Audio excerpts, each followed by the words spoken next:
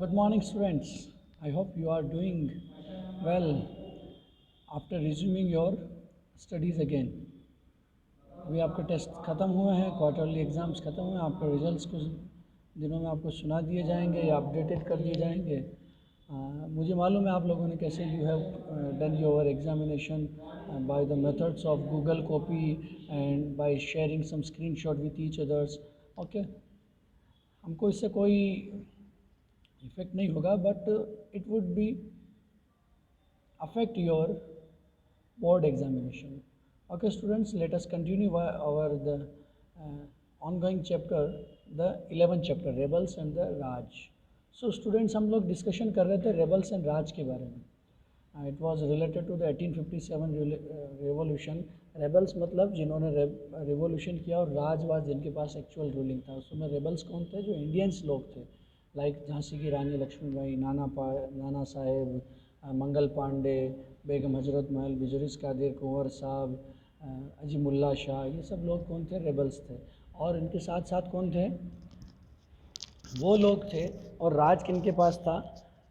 राज था British government के पास. तो कुछ लोग ब्रिटिश गवर्नमेंट के फेवर में भी थे और कुछ लोग ब्रिटिश गवर्नमेंट के अगेंस्ट में थे. बट ध्यान रखना, जो मोस्ट ऑफ द जो रियासतें थी, मोस्ट ऑफ द जो लोकल जो रूलिंग थे, वो लोग उनके फेवर में थे. जो उनके रेबल कुछ एक थे बाकी. तो हम लोग जानते हैं कि आगे हमने खूब सारे टॉपिक्स क्लियर किए हैं कि हाउ इट वाज स्टार्टेड, कैसे स्टार्ट हुआ, कहाँ स्टार्ट हुआ, क्या क्या कौन कौन लोग लीडर थे, वो क्या चाहते थे, रूमर्स ने कैसे इसमें अपना इम्पोर्टेंस था, रूमर का रोल क्या था, रूमर का कौन कौन सी रूमर्स एक्सपांड हुई, तो वो सब लोग हमने डिस्कशन कर लिया. ताल्लुकदार कौन से थे? ताल्लुकदार को उन्होंने रिमूव किया, नए ताल्लुकदार बनाने चाहे, नए उन्होंने taxation revenue collection system develop किए.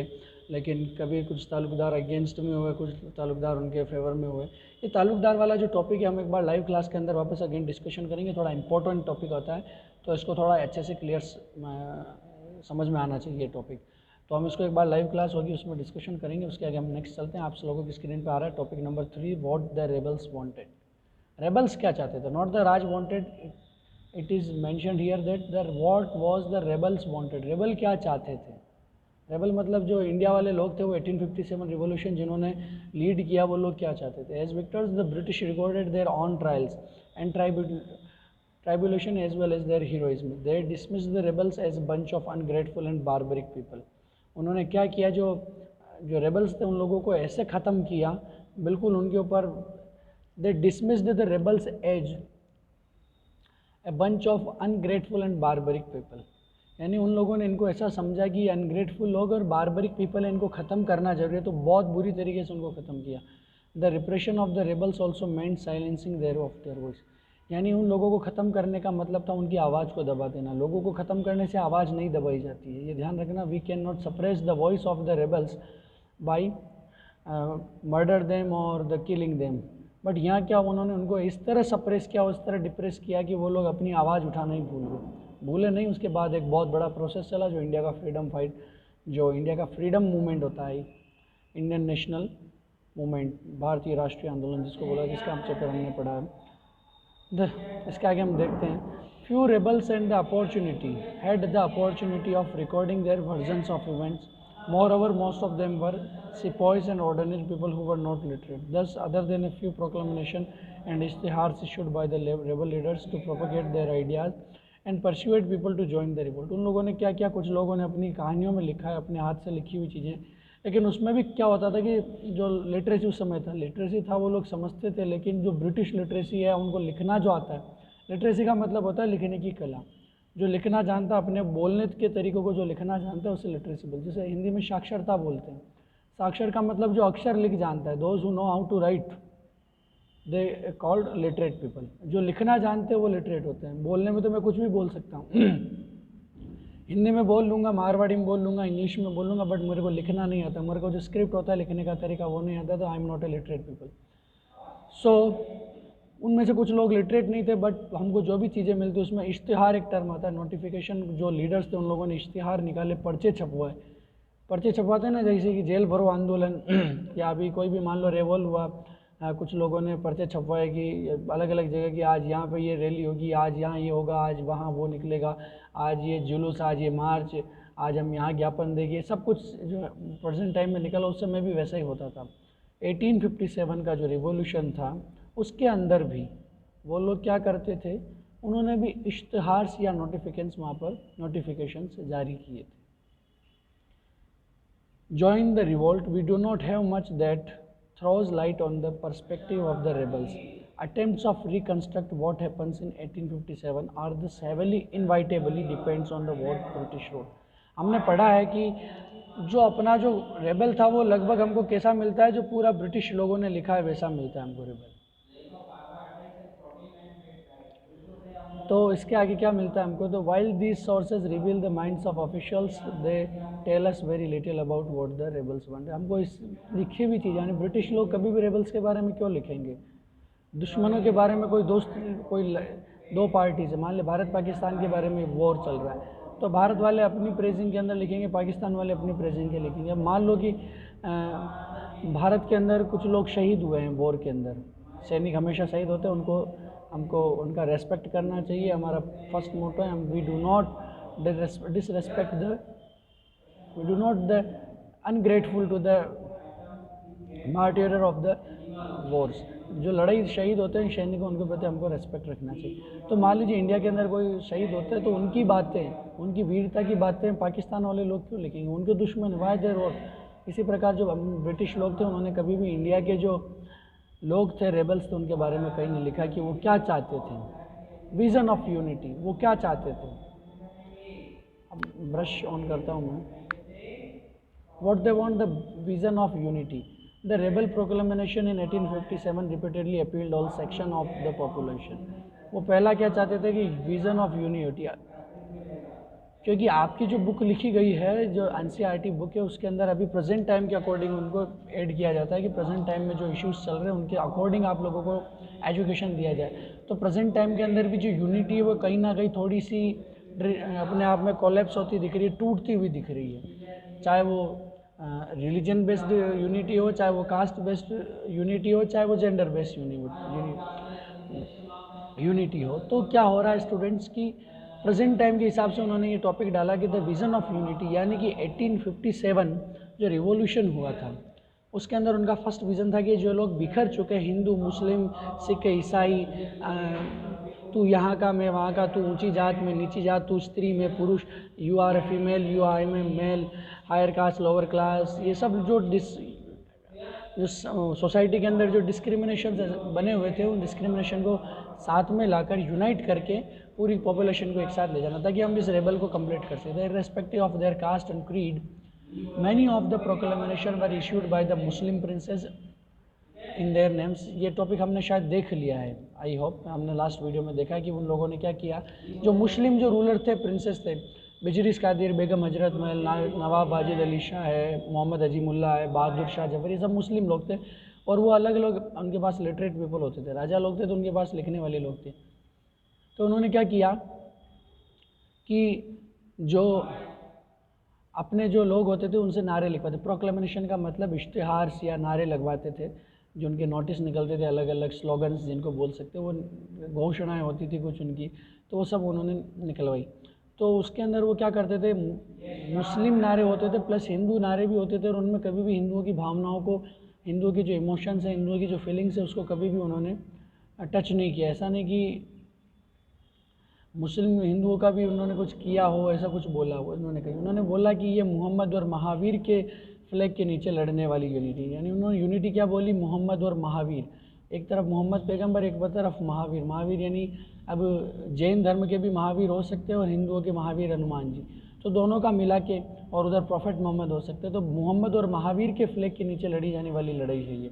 It was remarkable that during the uprising religious division between the Hindus and Muslims were hardly noticeable, but वह बहुत पॉजिटिवली था कि वहाँ पर हिंदू और मुस्लिम का जो यूनिटी था उसको तोड़ने का कहीं हमको नहीं दिखता। बहुत तगड़ा उनके अंदर कंजक्शन था दोनों के बीच में, हिंदू और मुस्लिम यूनिटी। उस समय सिख लोग तो पंजाब में थे, सिख भी लोग थे, हिंदू, मुस्लिम, सिख और ईसाई सब लोग एक था। सिख ईसाई तो उस समय उनको कन्वर्ट किया जा रहा था, इसीलिए तो परेशान होकर उन लोगों ने अगेंस्ट। तो हिंदू, मुस्लिम, सिख, बौद्ध, जैन, पारसी, ये सब लोग इंडिया के लिए यूनाइट हुए थे, उनको बीच में से तोड़ना बहुत मुश्किल था।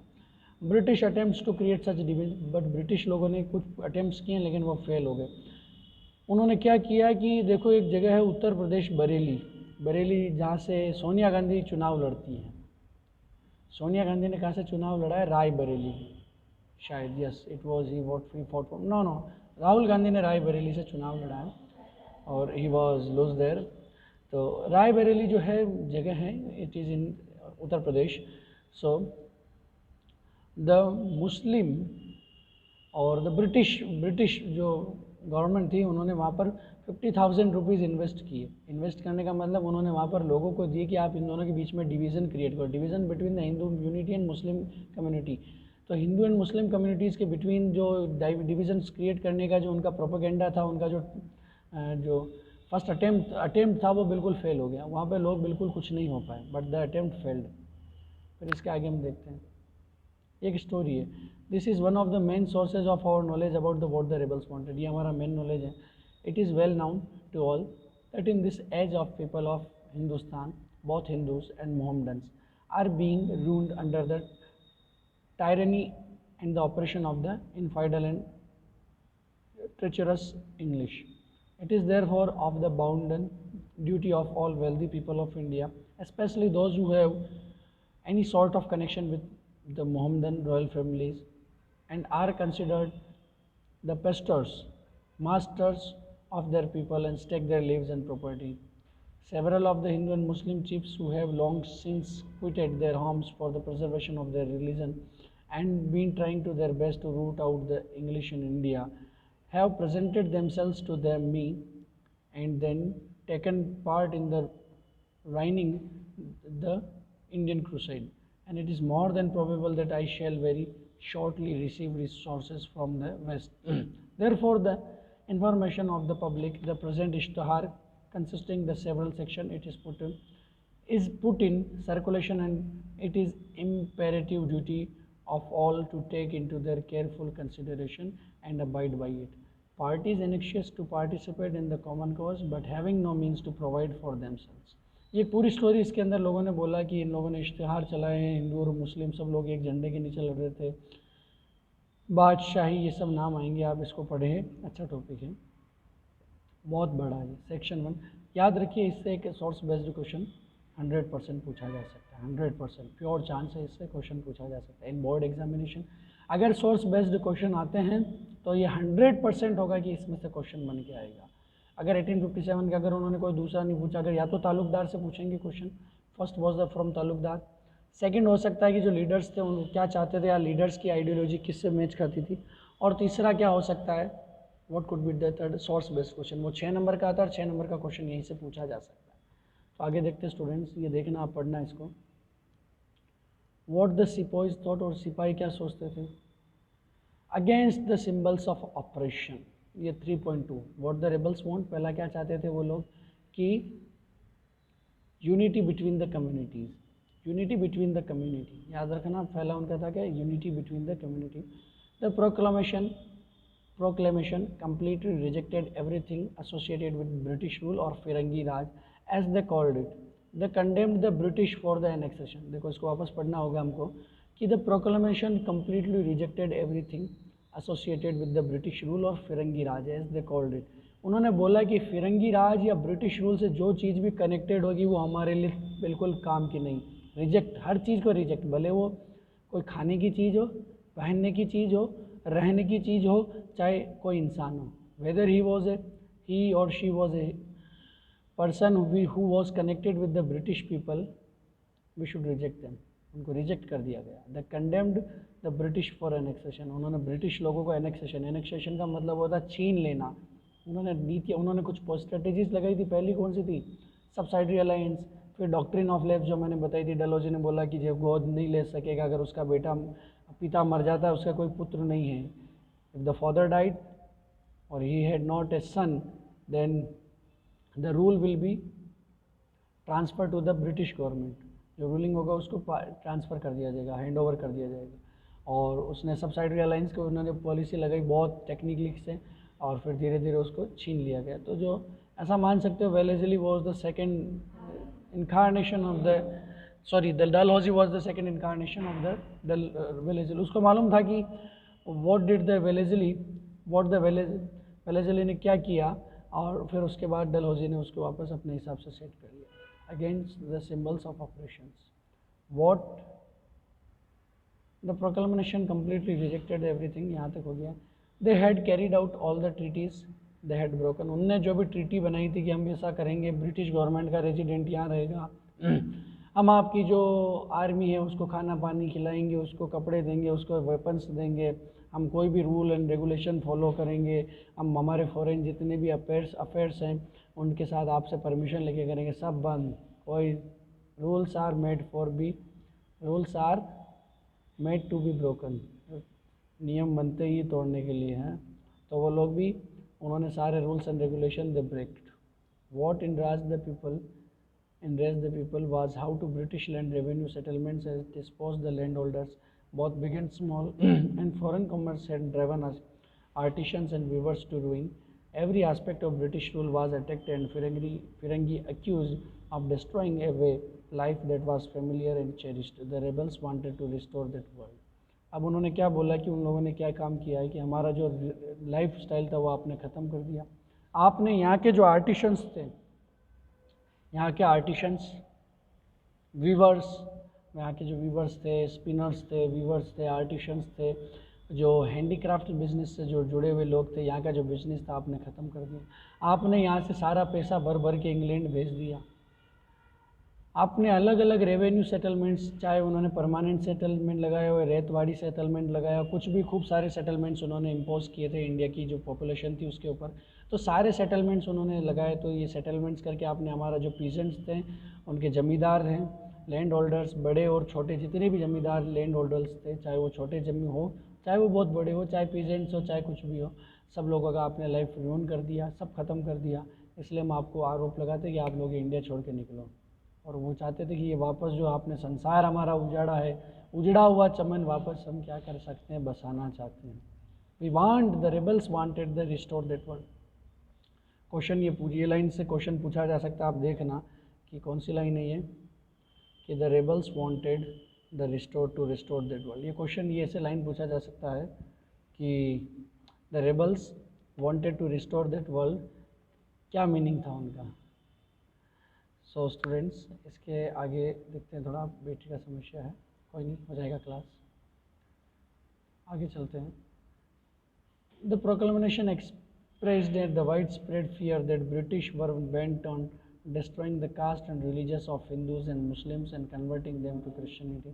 एक उनका एक्यूजन क्या था कि आप लोगों ने जो प्रोक्लेमेशन उनका क्या था कि आप लोगों ने क्या किया है, जो हिंदूज़ और मुस्लिम थे उनको क्या किया आपने, कास्ट और रिलीजन के अंदर आपने बिल्कुल कास्ट और रिलीजन जो था उनका आपने ख़त्म कर दिया. आपने उनको ट्राई किया है, they were trying to end religions of Hindus and Muslim and converting them to Christianity. उन्होंने ये एक्यूजेशन लगाए कि आपने उनको क्रिश्चियनिटी में कन्वर्ट करने के लिए. तो ध्यान रखना, कुछ अगर कहीं पर भी, चाहे बोर्ड के एग्ज़ाम में नहीं आए, बट कहीं पर भी आपसे क्वेश्चन पूछा जा सकता है कि what were the main reasons of the 1857. तो कुछ रीजंस, पहला इकोनॉमिक रीजंस हो सकता है कि उन्होंने सेटलमेंट्स ऐसे कुछ यूज़ किए, उन्होंने रेवेन्यू जो कलेक्शन सिस्टम था वो गलत था, उन्होंने यहाँ का जो हैंडीक्राफ्ट बिजनेस जो थे, जो होममेड जो बिजनेस थे, वीविंग स्पिनर्स जो थे वो ख़त्म कर दिए. दूसरा हो सकता है रिलीजियस रीज़न, रिलीजियस किया या उन्होंने क्रिश्चियनिटी में कन्वर्ट करने के लिए किया. उन्होंने बोला कि अगर आप क्रिश्चियन बन जाते हो तो हम आपको जो आर्मी उसमें अंदर हायर पोस्ट देंगे, आपसे टैक्स कलेक्शन नहीं लिया जाएगा कुछ भी. तो सब लोग क्रिश्चियनिटी में कन्वर्ट करना चाहते. तीसरा था उनका सोशल कारण, सोशल रिलीजन, सोशल जो थे उन्होंने क्या किया, सोसाइटी के अंदर जो अलग अलग जो लोग थे उन लोगों का जो पोजीशन था उसको ख़त्म कर दिया, उनके सारे पावर्स छीन लिए. और उन्होंने सोसाइटी के अंदर भी ये डिस्क्रिमिनेशन क्रिएट कर दिया कि the Britishers are the superior and the Indians are the inferior. जो काले लोग हैं वो इन्फीरियर है, जो गोरे लोग हैं वो सुपीरियर है, जो क्रिश्चियन है वो सुपीरियर, जो इंडियन है, हिंदू और मुस्लिम है वो इन्फीरियर लोग हैं. फिर एक और रीज़न पूछा जा सकता है जो सैनिकों वाला जो हो सकता है कि डिसअपॉइंटमेंट ऑफ द सिपॉय या सोल्जर्स, उसको भी आप ले सकते हैं. एक तात्कालिक कारण यानी उसको कंटेम्प्रेरी जो रीज़न था वो लिया जा सकता है. तो ऐसे 4-5 कारण आप लिख सकते हो. और भी खूब सारे रीज़न्स हैं जो आपको मिल जाएंगे. फिर इसके आगे हम लोग देखते हैं Christianity affair that led people to believe many rumours that circulated at the time. People were urged to come together and fight, save their livelihood, their faith, their honor, their identity, a fight which was for the greater public good. और लोग इस डर से हो गए कि ये सब क्रिश्चियन जो लोग हैं, जो ब्रिटिशर लोग हैं, इन सबको ख़त्म कर देंगे। क्या ख़त्म कर देंगे? पीजेंट्स को उन्होंने ख़त्म कर दिया, फार्मर्स लैंडलॉर्ड्स को ख़त्म कर दिया, इंडिया का सारा पैसा उन्होंने, इसको ड्रेन ऑफ वेल्थ बोला जाता है। एक टर्म आती है ड्रेन ऑफ वेल्थ। अगर आप लोगों ने जो मॉडर्न इंडिया पढ़ेंगे, मॉडर्न इंडिया पढ़ रहे हैं, इसके अंदर जब इकोनॉमिक्स वाला पार्ट आता है, इंडियन जो इकोनॉमिक हिस्ट्री आता है, उसके अंदर एक टॉपिक आता है drain of wealth. Drain of wealth दादा भाई नारोजी जो नरम दल से बिलोंग करते थे, उन्होंने एक टर्म दी थी ड्रेन ऑफ वेल्थ। उसमें इंडिया का पैसा सारा बाहर जाता था और वापस इंडिया में नहीं आता था।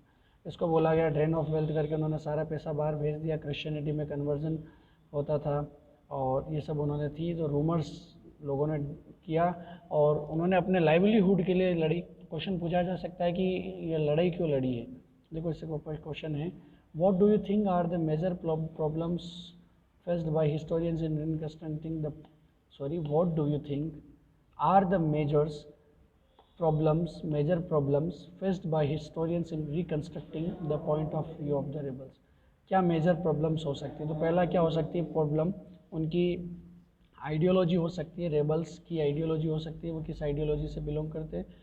उनकी अपनी पर्सनल नीड हो सकती है कि वो किस लिए उन्होंने रिवॉल्यूशन किया। कुछ लोगों ने अपना राज्य बचाने के लिए, कुछ लोगों ने अपने आप का अपना धर्म बचाने के लिए, कुछ लोगों ने अपना पद बचाने के लिए, अलग अलग लोगों ने अलग अलग किया है।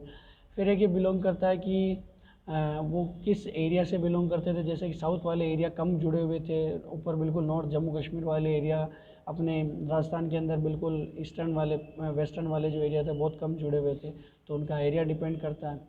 और लिखे कहाँ से, जो सोर्सेज है वो सारे ब्रिटिश सोर्सेज है, इंडियन सोर्सेज बहुत कम मिलते हैं और ब्रिटिश सोर्सेज के अंदर उन लोगों ने अपना स्पेकुलेशन अपने हिसाब से लिखा है। तो इससे खूब सारे प्रॉब्लम्स हैं जो उनको डिस्कशन करने पड़ते हैं, थोड़ी फेस करने पड़ते हैं। So I noted earlier, in many places the rebellion against the British widened into an attack on all those who were seen as allies of the British or local oppressors. उन लोगों ने सबको ख़त्म कर दिया जो ब्रिटिश लोगों से अलाइनमेंट था या लोकल जो लोग थे जो उनको सप्रेस करना चाहते थे, ऑप्रेस करना चाहते थे, उन सब के साथ उन्होंने अटैक किया। Often rebels deliberately sought to humiliate the elites of a city.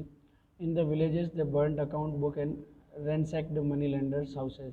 उन्होंने क्या किया, जो सारे अकाउंट थे, जिस क्या होता था पहले जो खाते में लिखते थे, साइन करा लेते थे फर्जी, द फेक साइन उनके हो जाते थे और फिर उनसे मनमाना इंटरेस्ट और पैसा वसूलते रहते थे। लाइफ टाइम कभी वो फ्री नहीं हो पाते थे। तो उन लोगों ने कहा कि अगर हमारे साइन इन लोगों ने इसी कागज़ में कराए तो क्यों ना हम इन कागज़ों को जला देंगे, ना रहेगा बाँस ना बजेगी बाँसुरी। तो दे burn the all the records books and फिर उन्होंने रैंसैक द मनी लेंडर्स हाउस और उन्होंने उनके घरों को भी जला दिया, रैंसैक। This reflected an attempt to overturn traditional hierarchies, rebel against all oppressors. It presents a glimpse of an alternative vision, perhaps of a more egalitarian society. Such visions were not articulated in the proclamation which sought to unify all social groups in the fight against tyranny. ये कुछ लोगों ने क्या बोला? They reflected an attempt to overturn the traditional hierarchy. जो traditional hierarchies थी उनको वापस एस्टेब्लिश करने के लिए उन लोगों ने ये काम किया, रेबल अगेंस्ट ऑल ऑपरेशर्स। जो रेबल थे सभी ऑपरेसर के अगेंस्ट में, चाहे उन्होंने काले गोरे का भेद नहीं किया। जैसे गोरे लोग थे वाइट मैन, वो काले गोरे का डिस्क्रिमिनेशन, वाइट एंड ब्लैक का डिस्क्रिमिनेशन जानते थे। बट जो इंडियन जो ऑपरेशर्स थे, जो रेबल्स थे, वो लोग काले और गोरे का, वाइट एंड ब्लैक का नहीं। उनको जो लगा कि ये ब्रिटिश लोगों के साथ, इन लोगों ने हमारे साथ एट्रोसिटीज़ किया, अत्याचार किया, सबको ख़त्म कर दो, कोई काला कोई गोरा नहीं। A glimpse of an alternative visions, perhaps a more egalitarian society. Such visions were not articulated in the proclamation which sought to unify all social groups in the fight against Firangi Raj. The search of alternative power. तीसरा क्या था, उनको क्या चाहते थे कि पहला तो हमने देख लिया है कि फर्स्ट हमने देखा है कि क्या चाहते थे, unity between the community. Second they want the, second क्या था, against the symbols of operation, यानी ऑपरेशन के जितने भी सिंबल थे सबके अगेंस्ट, चाहे वो पीजेंट्स वाला हो, चाहे वो मनी वाला हो, चाहे वो रिलीजन वाला हो, सबके अगेंस्ट हैं। The search of alternative power. अब अल्टरनेटिव पावर भी वो चाहते थे, यानी उनके अलावा हमारे पास कोई, जैसे कि उनको लगने लगा कि ब्रिटिश लोग आ गए हैं तो वो रूलिंग करेंगे, तो इस रूलिंग को ख़त्म करने के लिए उनको एक अल्टरनेटिव पावर चाहिए। तो मान लिया अगर हमने रूल ले लिया, तो अल्टरनेटिव पावर कहाँ से आएगी? Once British rule had collapsed, the rebels in place like Delhi, Lucknow and Kanpur tried to establish some kind of structure of authority and administration. This was, of course, short-lived, but the attempts show that the rebel leadership wanted to restore the pre-British world of the 18th century. क्या हुआ कि दिल्ली के अंदर जब उन लोगों ने attack किया, दिल्ली में उन लोगों ने अटैक किया, पूरा दिल्ली, लखनऊ और कानपुर जो 3 जगह थी, उन्होंने वहाँ से ब्रिटिश लोगों को भगा दिया, सब खत्म, केवल कोई ब्रिटिश रूलिंग नहीं, कोई कुछ नहीं। फिर उन्होंने अपना रूलिंग, अपना एडमिनिस्ट्रेशन वहाँ पर एस्टेब्लिश किया। हालांकि ये बहुत कम टाइम के लिए था, लेकिन इन्होंने क्या शो कर दिया कि इंडियन जो लोग हैं, जो रेबल्स हैं, वो चाहते हैं कि पुराना प्री ब्रिटिश जो रूलिंग है उसको एस्टेब्लिश करना चाहते हैं। पुराना वाला जो रूलिंग है वो अच्छा है, राजतंत्र, यानी इसको बोला जाता है कि मोनार्की, वो पुराना वाला अच्छा है, नया वाला है जो अच्छा नहीं है उसको हम रिकन्स्ट्रक्ट करना चाहते हैं। तो वो क्या, search of an alternative power, उन लोगों ने अल्टरनेटिव पावर को अपने हिसाब से डेवलप किया। Appointments were made, the leaders went back to the culture of court, उन्होंने कोर्ट की कल्चर पे गए। Appointments were made to various post, arrangements made for the collection of land revenues and the payment of troops, order issued to stop loot and plunder, side by side plans were made to fight battles against the British. अलग अलग काम किए, chains command were laid down in the army. In all these rebels harked back in the 18th century Mughal world, a world that become a symbol of all that had been lost. उन लोगों ने Mughal world को वापस establish करना चाहिए, क्योंकि उस समय क्या होता था, और उन्होंने क्या किया, appointments were made to various post, अलग अलग पोस्ट के लिए अपॉइंटमेंट्स होने लगे, और कॉलेज और कलेक्शन लैंड रेवेन्यू के लिए अलग अलग उन्होंने सेटलमेंट्स करना स्टार्ट कर दिया, अरेंजमेंट करना स्टार्ट किया। Revenue and payments of troops जो थे, उनकी सैनिकों की टुकड़ियाँ,